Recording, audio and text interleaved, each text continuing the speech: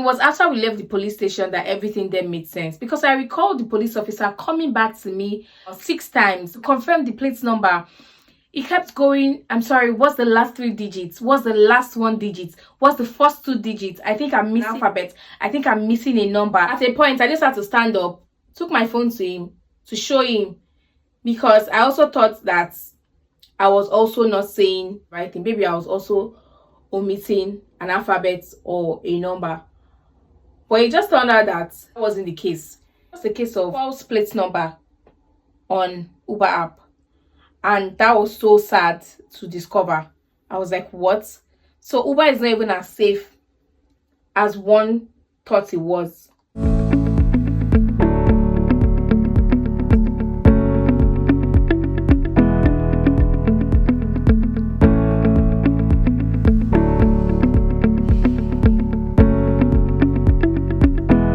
Police officer asked for the details of the driver to pull up his information on their system and the Ministry of Transportation system. And he looked it up, and the plate number wasn't under anybody's identity. And when I tell you guys that I was very shocked, I was shocked. Apparently, the Uber guy had a fake plate number on Uber that didn't tally with what they had on the system or what he probably had on his actual car. But the police officer couldn't find anything. He looked it up under both Brampton, because the attempt use of the cards happened in Brampton. Looked it up in Brampton, looked it up in Toronto, looked it up, but didn't find anything. And then I asked the police officer, so does this mean that Uber doesn't do their due diligence? That was a question that he couldn't answer. So the next day, which was on Saturday, we were just talking about how, other items in the car weren't going to be useful to the guy because passport is not transferable. So how about you just find a way to take it to the police station, or just drop it at the bus stop, just leave it in the hands of fate to find a good Samaritan to open the bag and then call the number on the SIM pack, because recall that she had a SIM pack inside the bag. The next day, she called Uber to relay everything to them. She sent emails. Her friend also sent emails. She wasn't able to reach the driver on Saturday anymore. And then it was just a back and forth with Uber. I was just saying things that were actually so sad to hear. They said that the drivers were not obligated to return forgotten items in their car. Okay, so what are you trying to say? They're not obligated to return forgotten items in their car. Are you insinuating that they can actually go with items that is not theirs?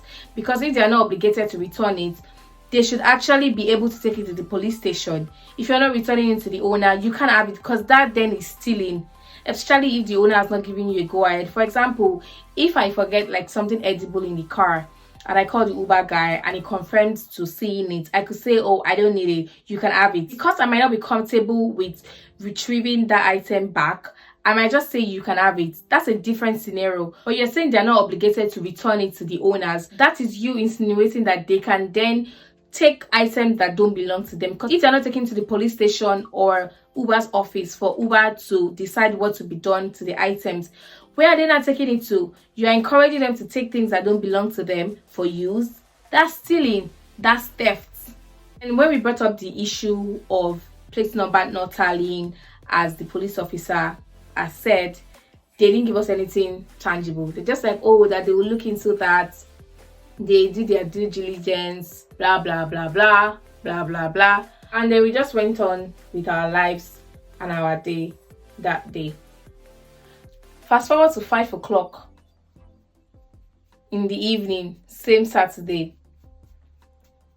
My guest gets a message, an iMessage from someone random. And I was like, thank God. This guy actually did what I was thinking that he would do.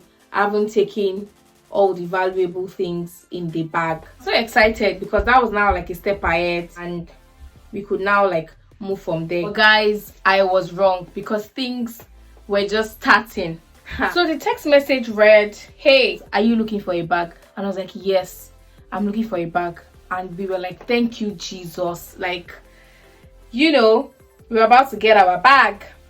And then he goes, I have your bag. I asked him, where did you find the bag? And he said that he found it in the subway. This was what we were thinking, that the guy would take the valuables and just dump the bag somewhere and leave it in the hands of fate. So he said he found it in the subway and he took it home. And I was like, oh, thank you so much for being kind enough to take it home. I've been looking for my bag since yesterday. He just snapped the bag and sent a picture to me just so I can confirm that it is mine. And he asked for her last name and her first name and her phone number just to be sure that it was ours. And then we gave him the name and the phone number, and he was like, yes, that's exactly what he has. So he sent a picture of the bag, and lo and behold, it was the bag. And we were so excited, we were so happy. Finally, God answered our prayers. He sent us his address and asked us to come that day to get the bag. But this was a 2 hours drive from my house, and I just thought within me that it wouldn't be nice for both of us to go alone. I needed a male figure, a male friend to follow me. And so I reached out to one of my friends and I told him the whole situation. I needed him to go with me to retrieve a bag. I was like, oh, he's not available tonight, but he's available very early tomorrow because he had other things to do, you know, during the day. I tell this Uber guy, I asked him, would tomorrow be okay? And I was like, yeah, tomorrow is fine. He'll be going for a shift today and we'll be back, you know, tomorrow morning. We could come tomorrow. He'll be home before 7. Perfect. The session ended and we were so excited. The night was very exciting. We were very happy. You know, my guest was also very happy. Our countenance had changed and things like that. So I started to ask, I started to think, what can I take for this guy to just, you know, show appreciation for what he had done. Bag had other valuables like a landing document, our passports, and like a skincare products that actually made her remember that she was looking for her bag at the moment. But her laptop wasn't there, her purse wasn't there, the cards were not there. He had obviously taken those. The guy is an Asian guy, right? And it's not Nigerian. If it was Nigerian, I probably would have just taken some food stuff, some evaporated milk, Milo, pancake mix. Like I would have just taken things just to show appreciation. Then I thought, okay, I would give him $50 notes just to say thank you for this very kind gesture. We went to bed looking forward to going to that address the next day. On Sunday, as early as 5 o'clock, my guest comes to wake me up that the guy sent another message. And guess what, guys? The guy had changed the agreement and said that he had picked up an extra shift at work and he would not be back at 6 or 7 that he said he would initially be back. So we should come around 4. There, as I was reading that message, the Spirit of God told me something was fishy. And I was just like, no, we are not going to do that. We are going to stick with the initial agreement, which was to actually go very early. I didn't tell my friend because I didn't want anybody to talk me out of the plan. I told my guest not to tell him as well. Not like she was going to tell him, but just so one conversation doesn't lead to another and then that would be let out. So the guy would not say, oh, then we should not be going. I could come back to pick you guys up at, you know, at 4. We would go and all that. I just knew that something was wrong. So I told her we're going to go as planned. Nothing changes. However, I texted the guy. I told him that I'm sorry, my sister would not be available at that time. She has also had to cancel our 7 o'clock shift so she could bring me, and then when she brings me back home she'll go to work and things like, just to, you know, just to give him a response and respect the fact that he actually gave us a heads up, but he didn't respond. Good enough, my friend showed up around 6 o'clock and we left.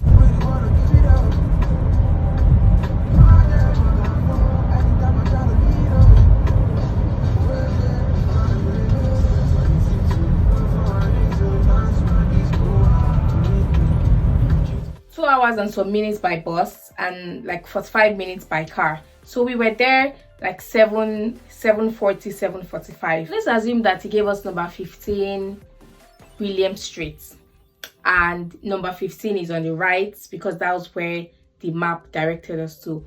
His car was parked on the left. So the moment we got down, I was just looking on the right to figure out which entrance we would be going, if it was the entrance right in front or we needed to go to the back, because for people who live in basements, the entrance is usually by the side or at the back. But as my guest got down, she said, "That's the car that brought me." I was like, "I'm sorry, what?" She was like, "That's the Uber car." In my head, I was like, "I beg your finest pardon. Are you sure?" She said, "Yes." I took my phone out to confirm the plate number, and it didn't tally entirely, but they were similar. It's just like spelling Rhoda and Rhoda. So my name is RHODA, but spelling Rhoda on the other side will now take away the H, so RODA. And what are the odds? Think about it. What are the odds that two cars we have such similar plate numbers? Rhoda and Rhoda. Something was fishy. We called also that my friend had something to do, so he couldn't wait anymore. And at that point, I knew that that case was actually beyond needing a male figure to follow us for security reasons. I needed to call the police. Guys, I'm getting it. And look at. Ooh. I don't know if I want to lie on my lip, but let me try. So as my friend was leaving, he dropped us off at a distance quite far from the house because we didn't want him to see us, because we were just going to be lobbying around and we didn't know where they were, whether they were in front or they lived at the back. But whatever, we just wanted to be safe, so we just had to stay at a distance where there was also like a metal bench. So I called the police. Remember that I reported the case and I just needed to give them an update. There's no way their line will be so busy on a Sunday morning. We're just on the call for 40 minutes. That girl is very unserious. Which girl? The person that transferred us to that bank. No, but it was not her fault too. Now she didn't think that we'll still be online. It wasn't her fault. She was one that called on another line to tell them that we are waiting. From last night and what we had also unraveled at the scene. Barbara coming from work and not making sense. I swear. But I was even saying a good Samaritan, let's buy something for him. Imagine. But you know the thing. I called the police station that we visited, transferred us to the police station in Brampton. This was not the way I thought I would spend my Sunday. It's supposed to be doing my makeup at the moment. And getting ready for church. But it's fine. Like, this was not the twist I was expecting. Like, I was even ready to say, "Oh, do you mind like some token?" Like, I could have sent him like $50 or something. Just say thank you, because I was even saying that she was going to send him $100. you see, me and Jamila, we're on the same thing. As per, thank you for this, because that passport is like the big deal. But now we have to produce that laptop because he knows something about it. Thank God he's producing that laptop. Thank you, Jesus. I'm so dramatic, don't mind me. Spoke to Brampton police officers, relayed the situation to them, very sketchy, and they said that they'll be deploying 2 police officers to our location. They asked us for the colors of our hair, what we were wearing, what we looked like, and where we were standing. And then we told them. We stayed around for about 25 minutes, and then they pulled up in 2 different cars. And when they came, I was so happy. So they came, they had very sketchy version. Remember, it was over the phone. So when they came, they needed to confirm all the details again. They had some wrong information, and then we told them, because I was the one who spoke to them over the phone. Again, my guest was just very calm. I think she was just too stunned, just too unhappy to speak. So I was happy to be a spokesperson, and the police officers told us to wait. Because we were using a number to also call you. Okay. Is that your primary phone then? This is my phone. Okay, what's your number? So from just reading what we got is right now you're just missing a few items like your laptop And my bank card. okay, and do you know who might have taken it? Do you think it's this Uber driver or I think it's the Uber driver. what makes you think it's him? Because I remember getting into the car with my bag. So that was the address, right, where they told you to pick up the bags, and in that driveway is where you saw the matching red Elantra. Yeah. So just with that too, because we were told in the call text as well that the license plate is different from the one that you were in the Uber. Yeah. And in my head, I was like, Why? I want to see this guy. When they took a picture of the Uber guy just to ensure that it matches the person that they will be meeting. We also told them that a laptop was not included in the picture that was sent. Our purse was not included, our cards were not included, and we'd just like to ensure that they retrieve it from the guy should he still have it. Anyways, the police officers went there and they called us back in about 5 minutes to ask some questions because the guy was denying knowing the guy that sent her the message. It was like he didn't know anyone who bought that name, and he wasn't with any bag and all that stuff. The police officer had called to ask for the phone number of the guy that sent us the message because he wanted to call him. Anyways, the police officers came after some time, and it turned out that the guy obviously didn't need the other items like I had thought.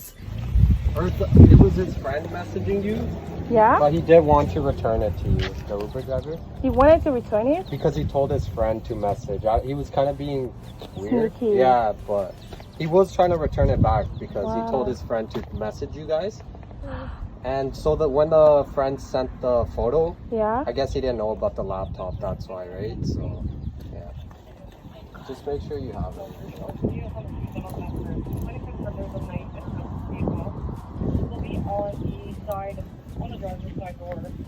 And he just wanted to return a passport and all those other things that he couldn't use.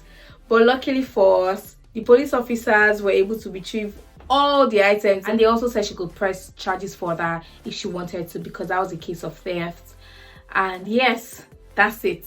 That's how the situation ended, but she's still in communication with the police because she actually does want to press charges for all the emotional stress and psychological stress that they made her go through. Anyways, guys, this is just to tell you that Uber is not as safe as you think it is. You have to be careful. Always remember to get down with your items because you actually might never be able to get those items back. And just remember to stay safe, okay? Guys, let's take a moment to talk about my makeup. I am getting better at this thing. Take a look. Take a look. Like, this is so gorgeous. This is so beautiful. Everything is just good. Like, I'm just so excited. I'm just so excited about the progress I'm making, and I think I can replicate this next week. I'm going to be wearing a white dress. And we're going to be going to the ceremony together. Thank you guys. Till I come your way some other time. Stay safe.